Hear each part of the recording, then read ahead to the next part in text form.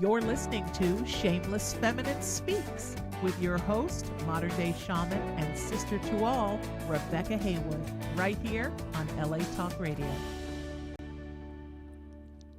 Hello, everyone, and welcome to Shameless Feminine Speaks, the only show on LA Talk Radio for all you shamelessly shameless women, men, ladies, and misfits ready for the feminine re-evolution. Yeah. And as always, I'm joined with my lovely co-host, Tatyana Rae. Yeah. And we are continuing the conversation, deepening our healing with the conversation, right? We've been talking about the voice. We've been talking about ourselves as diplomats. Hold on, I'm going to turn down my mic. I sound particularly sultry tonight.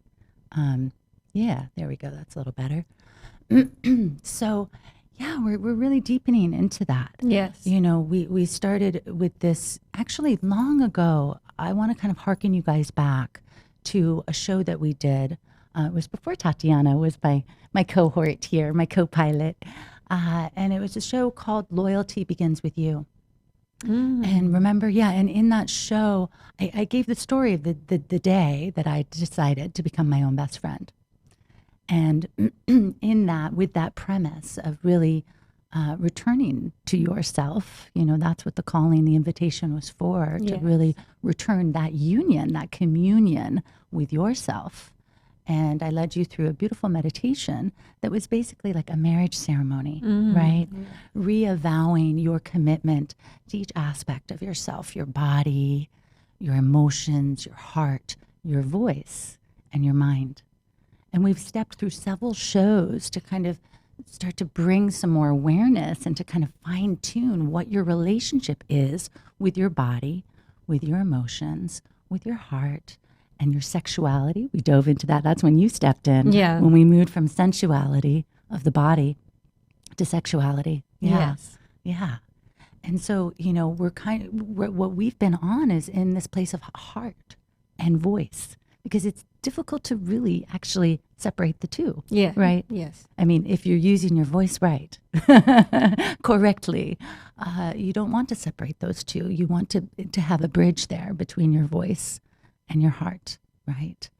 And so, you know, I want to hearken you back to that because, you know, with the last two shows, there have been some really great tools and awarenesses that you can bring to that commitment ceremony that hopefully you're continuing to do with yourself, that meditation, you know, refining your relationship with yourself, getting closer to yourself.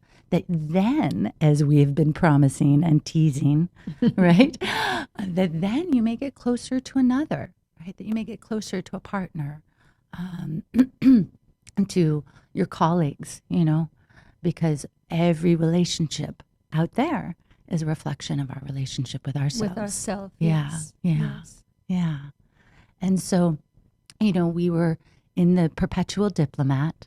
And really, that was kind of talking about how we're dealing with the outside world a little bit, right? Or not dealing. Or not dealing, right? And the real unveiling in that show, which, you know, I would very diplomatically called it the perpetual diplomat, the truth of what we trade. Yeah. And what Tatyana would have called that show is, you're a big fat liar. That was the big unveiling of that show, of how much we really are truly, you know, lying to the outside world, right? And lying to ourselves, which brought us to last week's show, the secrets that keep us, right? And the biggest secrets that we keep, or the most detrimental secrets that we keep, are the ones that we keep from ourselves, right? Yeah. And we didn't just go after your secrets. We went after the 7 virtues, right? Yes. Of how those mechanisms of domestication, right? How those values, right? How they keep us, how they keep us as the good girl, right? With her legs crossed and her fingers crossed too, right? Don't look at me. And so much so that we stop looking at ourselves. You see, we don't want to see the sins. Yeah. Right, that we've, you know, been taught that we're they're sins. entertaining. Yeah. So I hope that you caught last week's show. If you didn't, the last 2 shows actually, but if you didn't catch last week's show, wow, we really had some fun at the end there going after the 7 virtues and really uncovering, excavating. Because we're the secret. guinea pigs. Yeah. Okay. Uh-huh. We're the guinea pigs. So Always. we use ourselves. Yeah. So that you can see that this is real life. Mm-hmm. This is real life. It's grounded. Yeah. Okay. It's not all airy-fairy, give me a flower. Right. Yeah. And, and it really was last week. We shared our own personal examples with each of the 7 virtues, just about all of them. And we were kind of pressed for time, but we got through almost all of them of really, we kind of flipped each one. Yeah. I remember lust. It was like the final beautiful conclusion of Tatyana's was there is no lust. It's just repressed. Right. It's just repressed desire. Mm-hmm. And anything, like one of your shows said, anything that's repressed long enough gets distorted. Mm-hmm. If it's kept in a box, it gets distorted, horribly distorted. Yeah. And the virtue that we ended on last week. Humility. Yeah, humility, right? And we were playing with the virtues and the sins, right? So on the opposite spectrum of humility was pride. And it was such a beautiful place to land with the topic being the secrets that keep us, because humility is where we hide, right? Yes. And pride, that sin of pride tells us to keep hidden, stay quiet. Mm-hmm. Don't be a good use girl, your voice. Be a good boy. Yeah. Don't make waves. Yeah. Don't cause trouble. Mm-hmm. Mm-hmm. Don't call attention to yourself. Yes. Yeah. When we used to go visiting, our mom told us in the car, if they offer you anything, you say, no, thank you. No, thank you. And they'd say, do you want a cookie? No, thank you. Do you want this? No, thank you. And we'd look at my mom, and then my mom would say, well, okay, they can have one. As long as you said no, thank you first, you might have stood a chance. But that's part of the false humility, Mm-hmm. My children always say no, thank you. Such good children. Good children. Good children. Yes, that's just one example of the many pretty lies that we excavated last week. And, what's so beautiful about ending on that place of where we do hide, in that humility, that kind of brings us into today because, Tati and I, we're kind of sitting going, okay, now what? Yeah. And that's exactly the question. Now what, right? We've really looked at how you've been misusing your voice with the outside world as more of a perpetual diplomat, right? And a liar, right? And then we took that inside into that secrets, into that internal relationship with yourself of uncovering and opening your eyes and at least getting honest in your own dialogue with yourself. Absolutely. Right? So we're really healing this relationship with your voice. So hopefully you've started to feel, or at least notice the constriction and hopefully feel that constriction start to open and start to feel a passion. And hopefully these shows, as you watch them, they're a little tiny time, 1 hour. You can do that, And we're leading you through a thought and a feeling at a time. Yes, yeah. And we're really examining each one from all sorts of angles, don't you think? Yes, oh yeah. Which is giving you, our audience, time to consider it. We're not just downloading all this information. It's a thought at a time, a feeling at a time. Yeah, small bites. We're trying to do small bites, that relate to larger concepts. And certainly we invite you to pause us, go in the chat room on Facebook, ask a question, ask us to linger on a topic longer or to revisit a topic,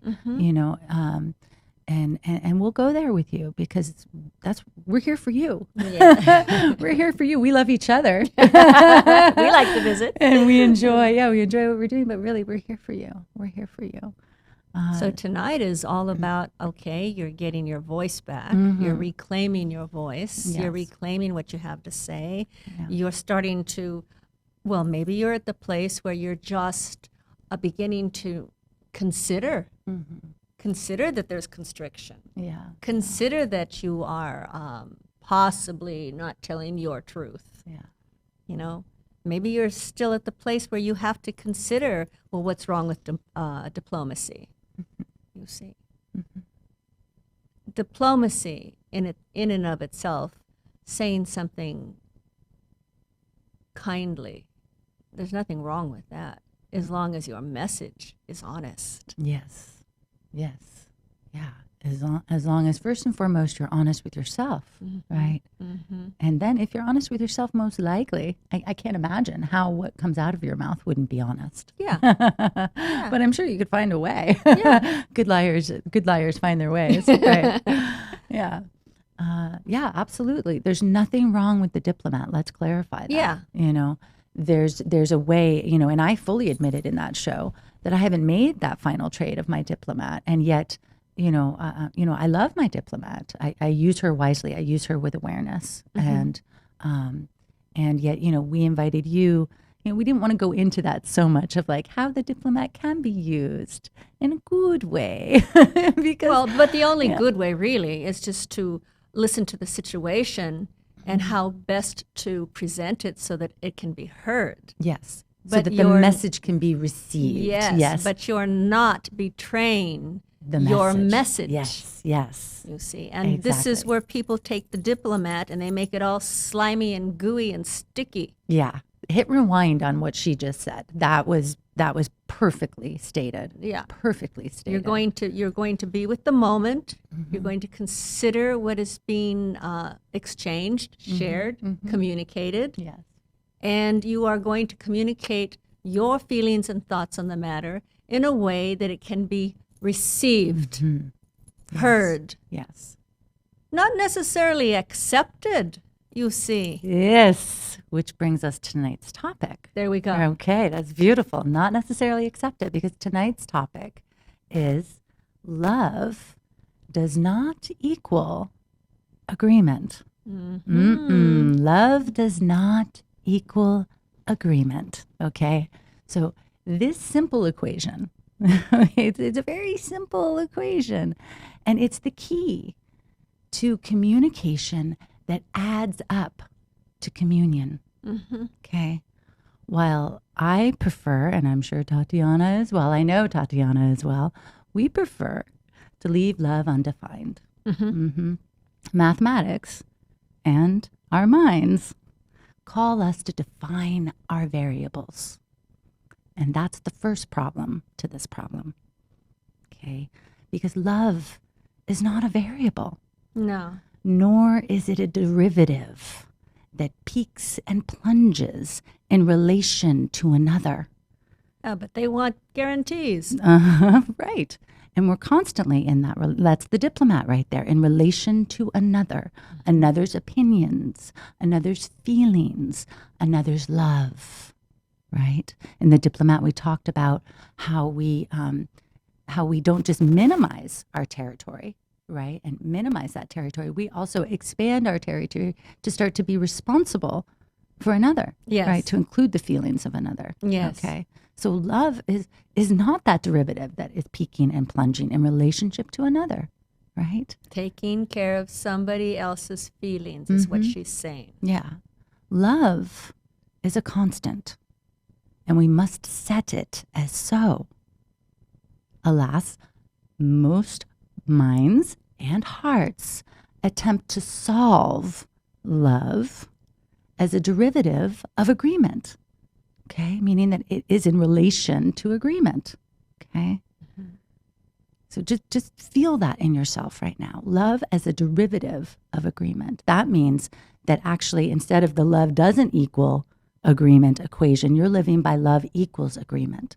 And just check in with yourself Conditional right now. love, baby. That's what she's saying. You're going with conditional love. You want conditional love and you want guarantees. All of this talk, you want guarantees and you want it through conditional love. I'm going to love you this way, which means you will love me back this way. Well, and it's more than condition. It's a very specific condition of agreement, okay, of agreement. So just feel into that for yourself right now, whether that is true for you. Which equation are you living by? The equal sign or the not equal sign? Okay. Love as a derivative of agreement. And what we can also say about love being equal, there are some relationships where somebody gets to love more than the other, meaning they get to do more for the person. You know, have you ever known someone or been in a relationship, not just a love relationship, but where they're doing for you constantly. And yet you say, well, can I buy you some groceries? I'm going on my way to the store. Oh, no, thank you. So they're unwilling to accept, but they're always doing, showing their love, showing their love, showing their love. But are they ever able to receive Yes. the reciprocation that we've spoken about? Yeah, reciprocity is it is key. It is key to that balance, to living the balanced equation of love. Reciprocity, inherently love. You know, it is It balances itself out. Yeah, giving is receiving and receiving is giving. And yet if we're that lopsided conduit, you know, we're going to fry out. Absolutely. Okay? We're going to fizz out. So, you know, so if most hearts are operating by this and most minds are operating this way, I'm sure if you're really being honest with yourself, as we've invited you to be, you're realizing, wow, just how much you do operate with love equals agreement. Okay. So in the interest of defining our variables, let's consult Webster's. Okay. Webster to properly define agreement. Okay. So when I looked at Webster's today, it was really interesting to see the progression. So the first word that my eyes landed on was conformity. And then acquiescence. Acquiescence. And then unity, getting warmer. Closer. And then harmony. At the very end of all these words, harmony. There it is. So conformity would be the domestication. Acquiescence is the diplomat. What was the third one? Unity. Unity. Okay, no. That's what we're looking for. Yeah. And we're looking for the communion, Yeah. the unity, but There's by still what conditions. means, There's right? still conditions around unity. By what means? Yeah. Harmony. There it is, harmony. And yet, how is harmony produced but through the presence of different notes? Okay, of different notes. Do you see the second problem in our problem? Okay, the mean of our meanings for agreement is a zero sum. The mean, what it and those all of us adds who are up really to. bad in math don't know what the hell that means. It means that conformity cancels harmony. Okay, I can hear It's that. a zero sum. Okay. Our definition of agreement is working against itself. Okay. All right. Just feel that in yourself. Conformity cancels harmony. Okay. Conformity, not unity. Yeah, conformity. Very different, right? Conformity cancels harmony. Because to conform, there's some part of you that you're going to have to deform. Yes. Yeah. And this is what twists our tongue, you know, getting back to communication, this is what twists our tongue and binds our hearts, okay? Whether in a first date conversation, right, where we strain to find our similarities, right? Because love equals agreements. So we're straining to find our similarities and even mimicking, putting up our best face like, oh, you hike? Oh, yeah, I went for a hike one time. I'll tell that story. Right? Oh, we're a match made in heaven. Right? Or perhaps it's one of those coffee shop debates that quickly turns as bitter as the bean, right? Right? Our definitions of agreement, or as love as agreement, and of agreement as conformity, defuncts the function. It defunctifies the function of love, which is communion. Okay? Love is no longer functioning as communion in those guises, you know, of conformity. And that single note that we're seeking in unity, in agreement. Well, that's because then we're seeking a single note. And Right. we just said, no, harmony is several notes. Yes, exactly. Yeah. Exactly. Conformity cancels harmony. Yeah. I've never been good at conforming. Yeah. But then again, they say I haven't been very good at harmony because I haven't been good at conformity. Well, that's just how they take your lack of agreement. And that's what tonight is all about. You know, Exactly what it's about tonight. Let's bring the communion back to our communication, okay, by setting love as a constant, okay, meaning let's stop judging ourselves as being unloving or judging receiving another's words as unloving just because there's a lack of agreement, okay, or a lack of similarity, right? Yeah. This is key. My relationship with my former husband, we're very different people, but there was such a beauty of us coming together. We made a wonderful team. It's like, in soccer, you don't want all forwards, and you don't want all lefties and all righties, kickers, right? You need differences to build a beautiful team. And that was the truth, for me and my husband, very much a yin and a yang that created a beautiful balance and a beautiful strength. With my first husband also, we made a beautiful team. Our values are what made us a team. Right. Our values, but how we carried out our values were very different, and those could never come together. Okay. Yeah, but our values were the same. He valued family. I valued family, but to him, having a family didn't really mean being around the family. Right. Well, and that's true too. Not all notes harmonize with each other. Yeah. Right. But there is a note that will harmonize with that note. Right. Every note will have a note that will harmonize with it. Yeah. But not all notes harmonize with each other just because they're different. Right. But it is important that we allow those differences. Okay. So, let's restore that communion by setting love as a constant. And you'll like this, by unsettling agreement, okay, into the diversity, into the harmony of diversity. Okay. Yeah. And I remember there was something that you said, I don't know if it was last week's show or the week before that. Maybe you all remember that Tatyana said, what was it, that expression? Diversity. Diversity is meant to inspire, not intimidate. Yes. Diversity was meant to inspire, not intimidate. Yeah. Right. And how many of us are actually really, I experience you and that strength when you're in disagreement. There is no apology. There is no softening to your disagreement with another. It's, here it is, and it comes across as blunt, I suppose, because it's sharp though, is the truth. Well, it's because it's taken as sharp because they're so accustomed to all the cotton candy. Right. Okay. People clothe all their words with cotton candy and they say they're being a diplomat. No, they're not. They're filling empty space. They're filling empty space. When I put something on and my husband says, that looks okay, but your stomach sticks out. That's so nice.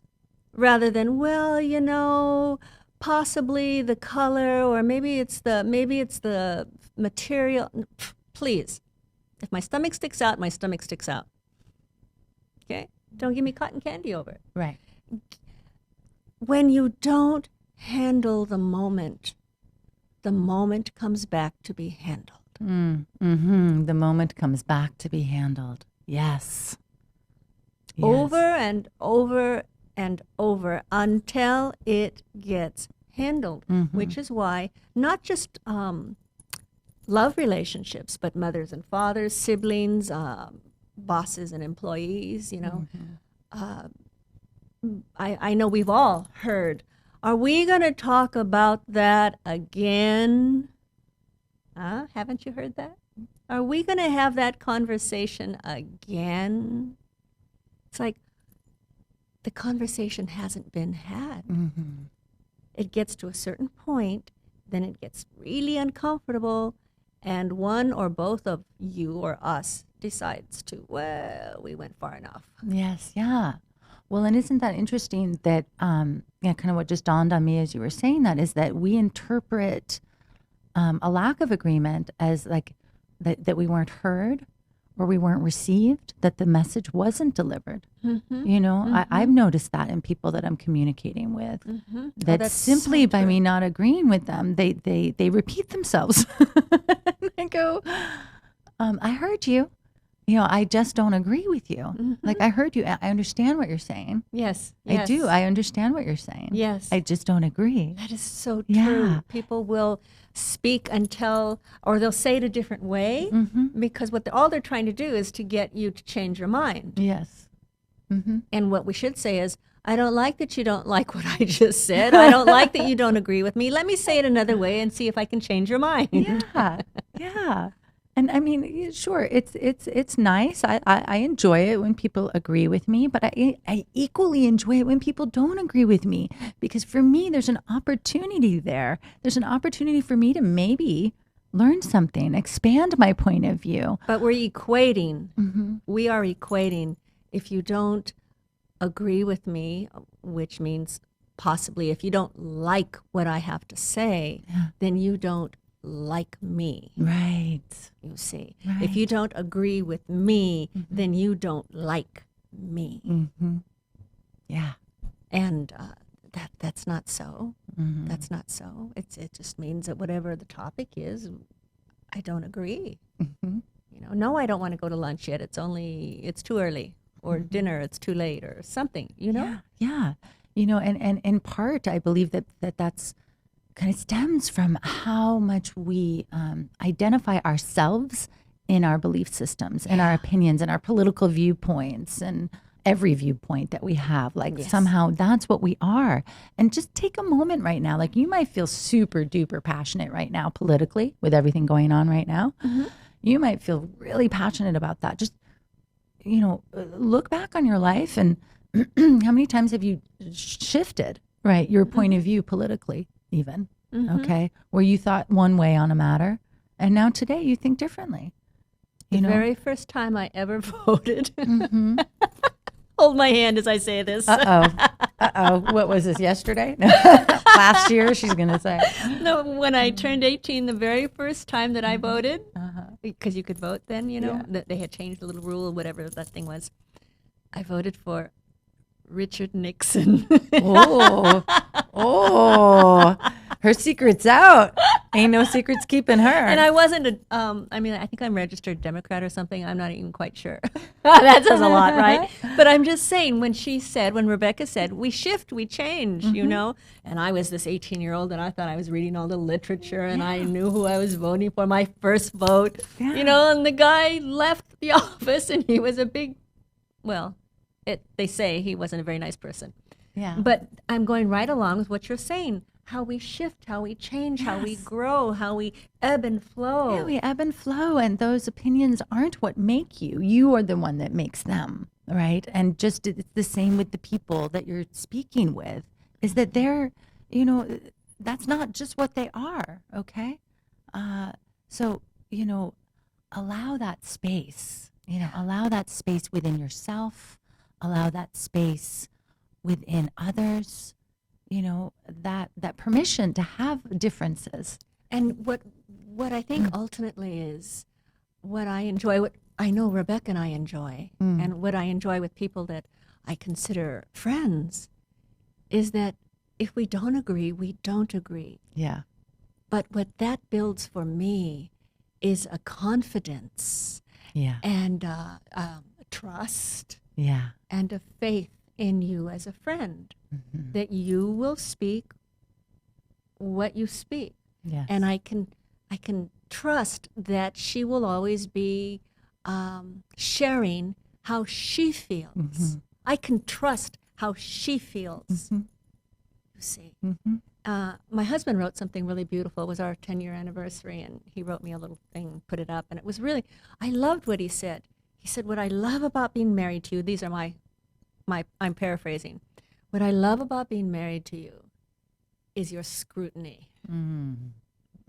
He says, I cannot hold an image of myself under your scrutiny. And I took that to mean that I ask questions. In our relationship, I ask questions. I ask questions. He asks questions. And we have, what I'm saying I have with Rebecca, we trust each other through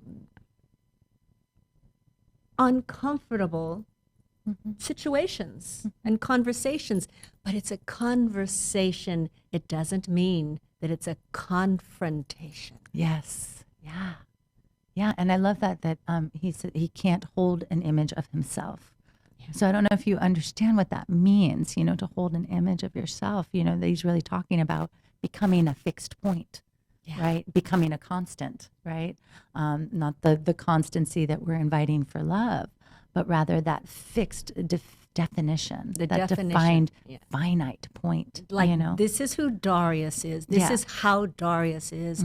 Darius can never waver from this image that I now hold of him, or that he holds of himself. Yeah, an unmoving earth. You Yeah. know, that you'll defend, right? Because this is the thing, when we become so identified with our opinions, you know, or the opinions of others, you know, we defend. And we spoke about that the last session, Yeah. too. Yes. Absolutely. We defend, and we become very easily offended. And what Rebecca has written is that love is, because it's life, we are life, thus we are love.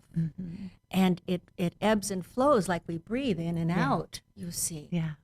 It ebbs and flows. And so don't be afraid of someone disagreeing with you.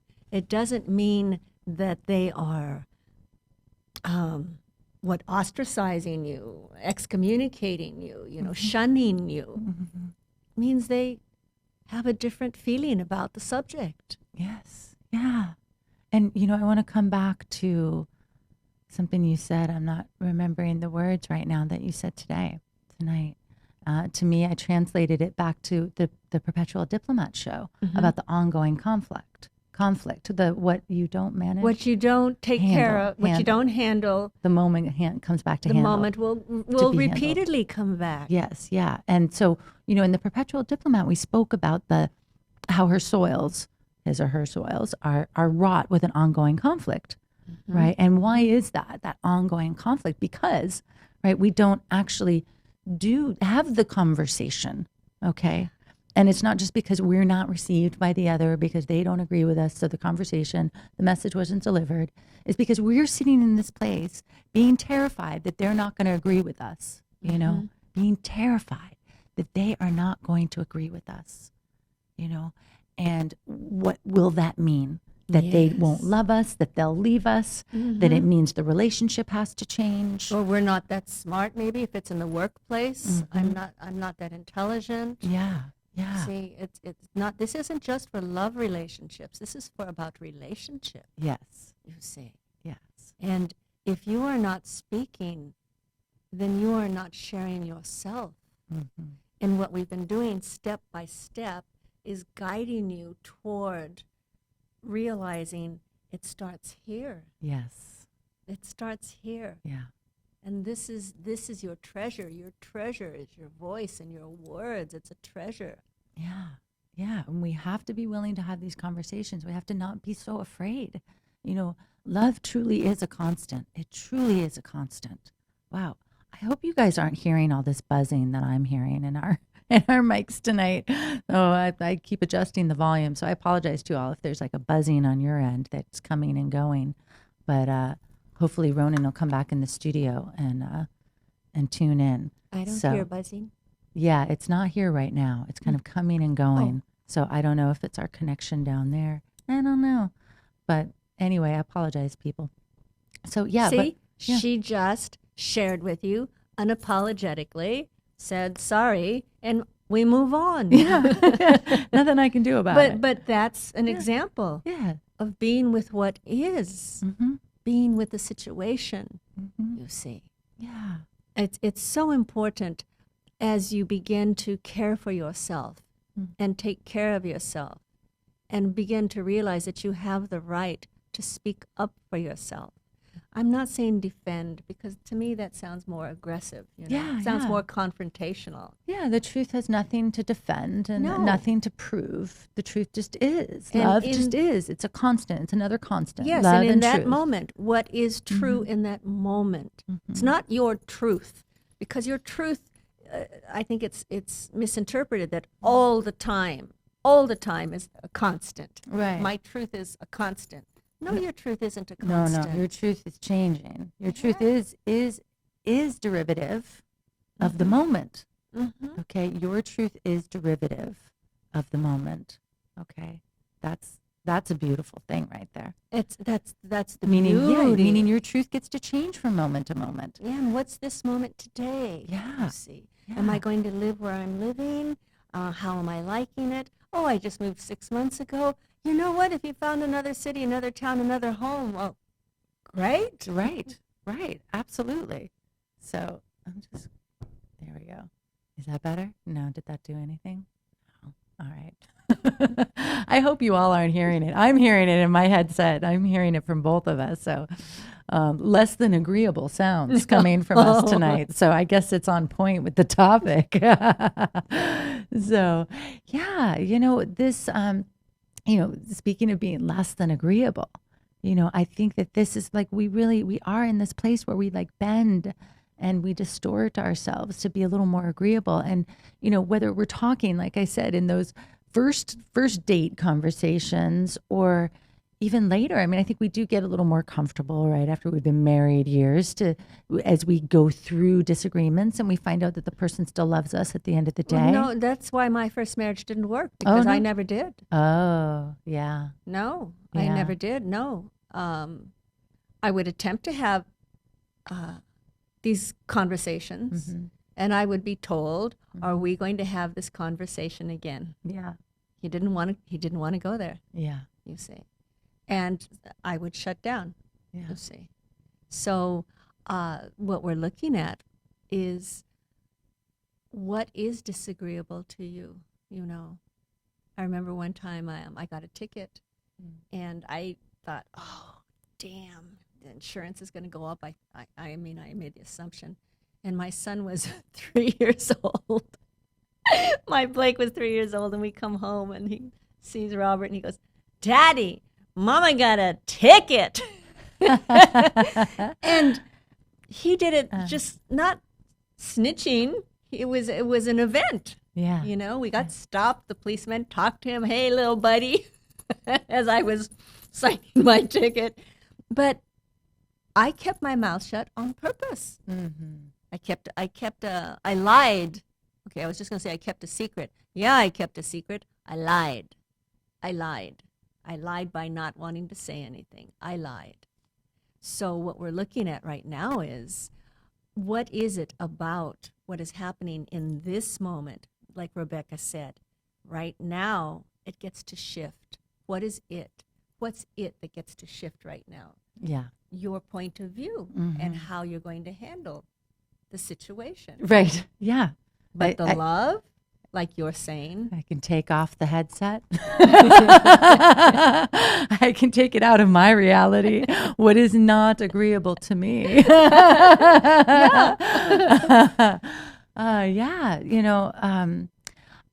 What I want to, because I think that tonight we're kind of starting to bridge into that place of that we've been promising and teasing of relationship. Yes. And I think that this topic of love does not equal agreement is really an important one for us to really step into and start to practice before we step into relationship with another. Or else we're going to be like that first date conversation that I described, where we are straining to find our similarities. And it's more than just straining to find our similarities. There's another kind of derivative love that we start to play with. It's not just love derivative of agreement. It's love actually derived, contrived in our mimicking, right? Our mimicking likeness, because we're not just, we're trying to find agreement. Now we're actually starting to pretend. Yeah, you're we're making becoming it up. The great pretender. And just like where we're not willing to have the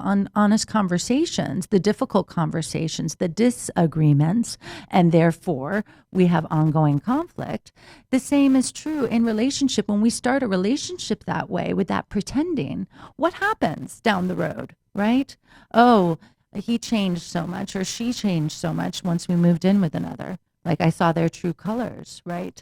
And we discover, they're not who they said they were. It's really hard to maintain. No. I mean, why do you want that? Why do you want that, right? I mean, why do you want to enter into a relationship which is like illusion with illusion, right? Where we're pretending to be one way that we're not.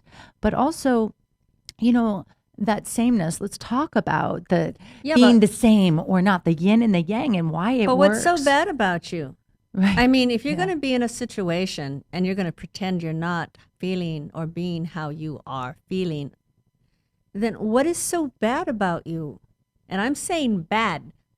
What's so bad about you that you're going to pretend you're not that? Right. You see. Right. So we go right back. We what do you call that? Piggyback? When leapfrog. We leapfrog right over what we're talking about back into you. Mm-hmm. What is it about you? What is it about you that you cannot be comfortable presenting this aspect to life Yes. being lived? Mm. And if you're not comfortable presenting who and how you feel in that moment, then it's going to be awfully hard to continue that pretense. Yes. Yeah. It takes a lot of energy. Oh. You know, speaking of the vitality, right back to the 69 show, Mm-hmm. you know, and the secret of Tati's vitality, that energy. Yes. You know, it takes a lot of energy to hold up our masks and hold up our lies, to keep pretending. You know, we really are stretching outside of our natural skin. And that's, you know, I haven't, we've been saying it, but suddenly it dawned on me right now. When I said in that moment, I will never lie again, Mm-hmm. I was really realizing, boy, that it's taken a lot of energy. Yeah. Damn, this has taken a lot of energy. Right. Yeah. I didn't, I for some reason, it just came together for me, people. You know, it took Tatyana's epiphany. You caught it live right here on Shameless Feminine Speaks. It's like, it took so much energy, Rebecca. Yeah.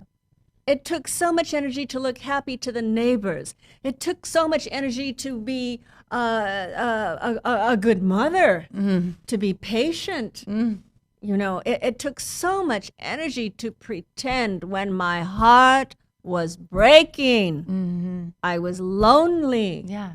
I was sad. Mm-hmm. It took so much energy. And so when I said, I will never lie again, it was mostly about, I'm not going to use my energy that way ever again. Yeah. Ever. Beautiful. Yeah. Epiphany, it really is. You just Epiphany. caught it. and it's, you know, it's very much like the story that I shared on one of these recent shows when I was in Teo, Yes. Teotihuacan, and that realization or that awareness of how I felt like a chicken with my head cut off, running around trying to please everybody. You know, am I doing it right? Am I doing it right? Am I good enough? You know, and what was I looking for in that? I was looking for their agreement. I was looking for their affirmation, right? Affirmation, another version of agreement, right? Yes. And yeah, it was such a relief with those very cutting words From Gary. that said, yeah, you will never be good enough for anybody else. You know, the game stopped right there. You know, it stopped right there. Yes. You know, and it was like, wow, the only person I have to be good enough for is myself. And to understand is myself, and to am I tired today? Myself. Do I have extraordinary energy today? Myself. Yes. You know, myself. And it's not selfishness, is it, Rebecca? No. It's learning and understanding your energy, your own energy. Yes. And how you want to employ it, how you want to use it. Mm-hmm. And the most beautiful thing that we can do is to use this energy with sincerity. Sincerity. Yeah. I love that word. Me I too. do. I love it better than authenticity. Oh, yeah. I really no, do, I actually. don't actually like that word. Yeah. Well, yeah. Yeah. We have our own history with that word. That became one of our virtues, sitting in our prison cell with the whip. So, you know, and, you know, coming back to, you know, kind of what the call is tonight, one of them, which is setting love as the constant, Yes. right? Now, we clarified that your truth is not a constant. Correct. You know, that it is derivative of the moment. It's changing and following you in the moment, following your body, what your body's actually feeling, its energy levels. And that love, however, is a constant. Okay. Yes. And last week's show, where we really kind of went into those 7 virtues, was kind of speaking to that. We were taking the conditions off, the rules off of love, okay? Not just the conditions. Like I'm so bored with unconditional love, okay? Yeah. You know, I'm just bored with that expression because I feel that it's overused Well, people and don't really understand it. misunderstood or Yeah, it's understood. totally misunderstood. Can I coin that? Understood. You know, it's not. It's not put into practice. And so really what we were doing last week, we're lifting these rules, right, that we place on our natural expression. All the right, restrictions. Of lust, right, Yeah. that we call it lust, but is it lust? We call it pride, but is it pride? Is that bad? Vanity, is that bad? Right? We're putting these rules on ourselves, which is another way of saying that we're putting rules or conditions on love, right? And so that makes love, even though it fixes love, right? And it starts to define love, okay? It doesn't allow love to actually remain as a constant. No, because now love has to look and act and be in a certain way. Well, that is a constant. No, love is a constant, but with all of those love definitions, is a constant, yes, but then its definition becomes something else. a requirement. Right? We're loving if, we're loving when. Right now, it's becoming a variable. It's becoming a requirement. derivative. You are required to do this to get that. You see, Yes, there's structure around love. So we're not saying, if you don't believe in, I practice monogamy. So let's put it over here then. So if love is a constant, I practice monogamy. I'm going to find someone who practices monogamy. That's all. That's all we're saying. Are we conditioning how we practice? Are those conditions? They're agreements that we both uphold for as long as we uphold them. But it's not something that's set in stone. Right. The difference is that's the note that you want to sing, and it harmonizes with that note that he wants to sing, right? Maybe there's a same note where you guys come together and do that beautiful thing in music. Until right? it doesn't. Maybe it doesn't, right? And now And then you have to deal with that. Yeah, now are we going to continue to sing together? Can we sing together? With these varying different notes, can we find that harmony again, right? And I like how her hands did that harmony. That harmony Can again. we find that harmony? Yeah. You see?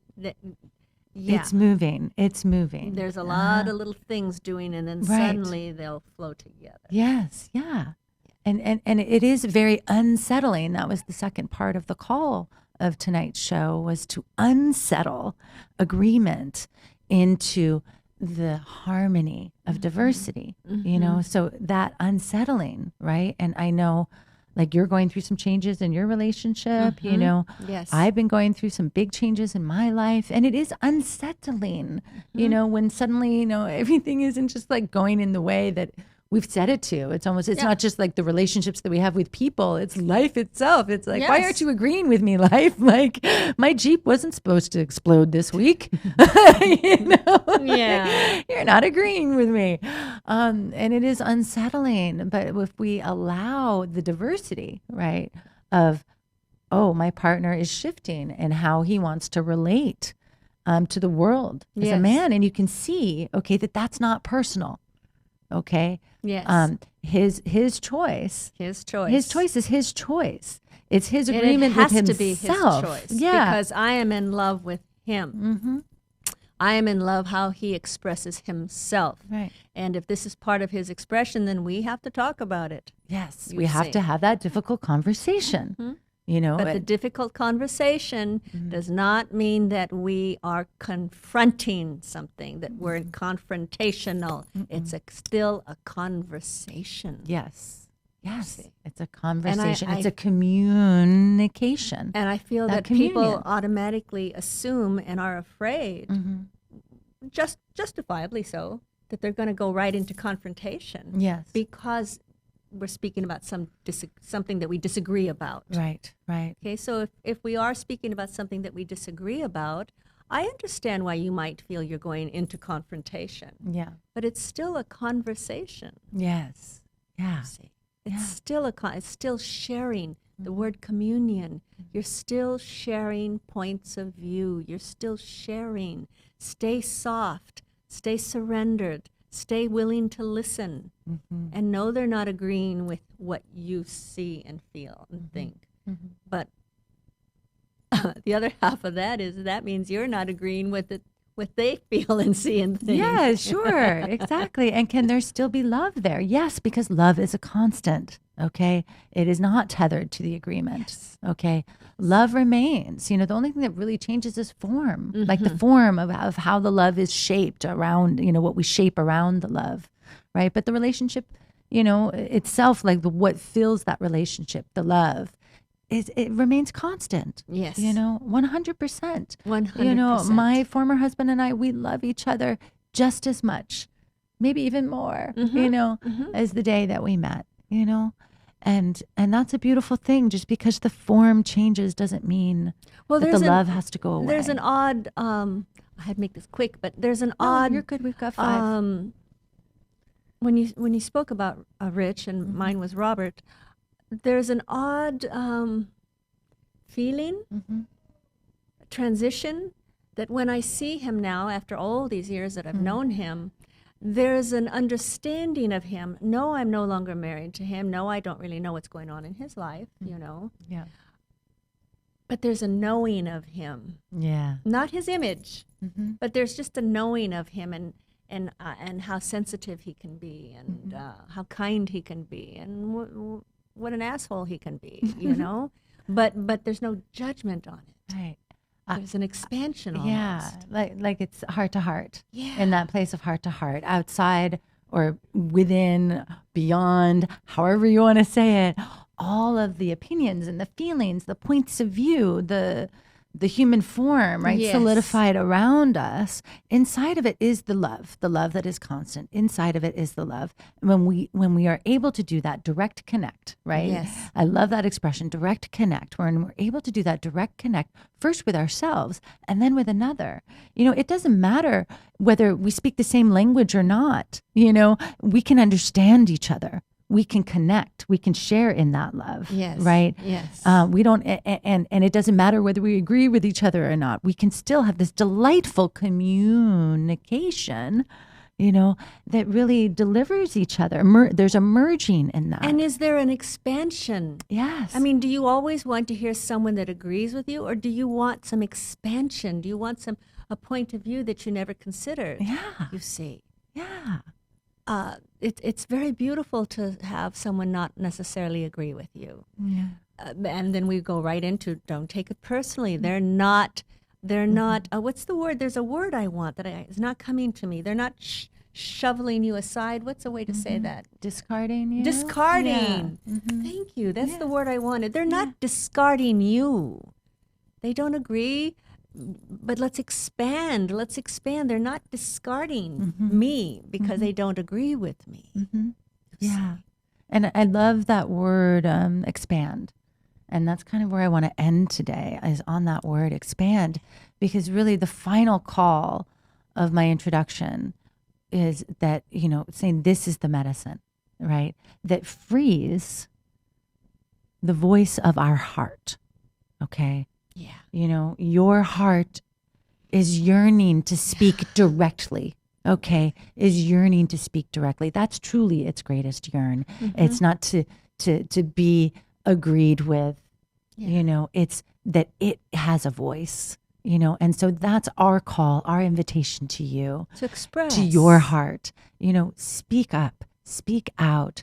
Disagree, find out. Like the only way you're going to find out that love does not equal agreement is to start disagreeing, but to unsettle. Share. But if they don't agree, they don't agree. But to share, share, express, share, and possibly there won't be an agreement there, but they're not discarding you. Yes, it's the points of view that are not coming together. But then that gives us the opportunity to expand our point, to consider, you see. And if we don't agree with them, we don't agree. Yeah, to not be the point, but to be the view. Yes. Oh, I always loved that. I always loved that one, yes.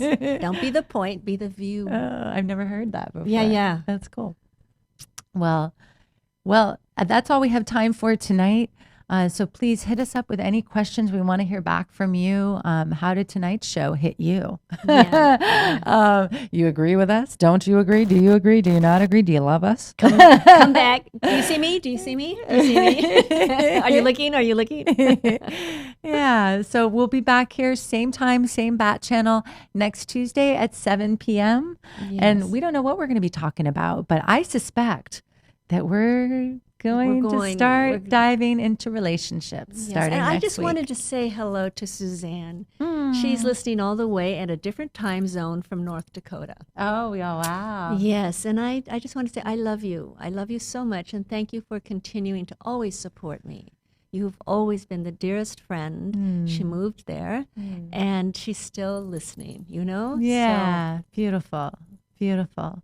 Well, we love you all. And in the meantime, until next week, you can find Tatyana at TatyanaRae.com on Instagram and mostly all social media as at the Delphine Experience.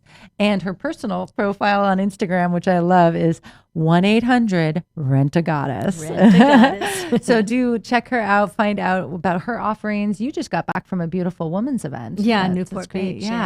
Yeah. And then you can find me at RebeccaHaywood.com and then everywhere on social media as at Shaman Sister. And please check out my website. Actually, check out my Instagram. It's not on my website because it's not my event, but I'm leading a custom journey to Teotihuacan, Mexico in March. Yes. So check that out. There's only a few slots left. I think maybe 3 left at this point. Don't miss So it. grab one of those slots because it's going to be an amazing, very intimate, powerful journey. And those are the fun ones. Yes. The small ones are the real fun ones. Yeah. So again, we love you all and we'll see you next week. Thanks for tuning in. We love you.